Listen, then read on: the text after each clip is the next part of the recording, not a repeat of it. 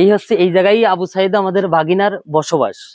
আকাশ এটা আগে আসি, এটাই হচ্ছে তার থাকার স্থান, অর্থাৎ যে ঘরটা, এই ঘরটাই আবু সাইদ। হ্যাঁ, এই যে আমাদের সেই আবু সাইদ সাহেব বাসায় আসছে। যদিও অন্ধকার, আলোর স্বল্পতা। এই যে এখানে থাকো। হ্যাঁ, এই যে ভাঙাচুরো একটা জিজ্জন, মানে একদম নিশ্চিত একটা বাড়ি। সেখানে এসে আবু সাইদ যে এই যুদ্ধ করে টিকে আছে বা এরকম আরো সামনে আগানোর চেষ্টা করতেছে। আপনারা সবাই সাথে থাকবেন, যাতে আমাদের আবু সাইদ এক সময় একজন একটা সুপার হিরো হতে পারে। আমরা চেষ্টা করবো সবাই আমাদের আবু সাইদকে একটা সুপার হিরো তৈরি করার জন্য। কারণ এতটুক বয়সে এত মেধা আল্লাহ দিছে, এত জ্ঞান দিছে, আর এমন কোনো কাজ নেই যে আবু সাইদ সেটা পারে না। কি কি কাজ পারো বাবা?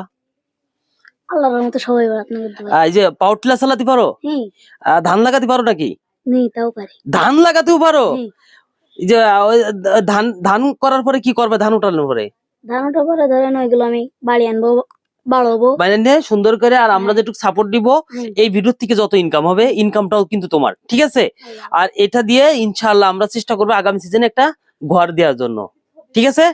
সবাই ভালো থাকবেন। ভিডিওটা একটু বেশি বেশি শেয়ার করে দিবেন সবাই।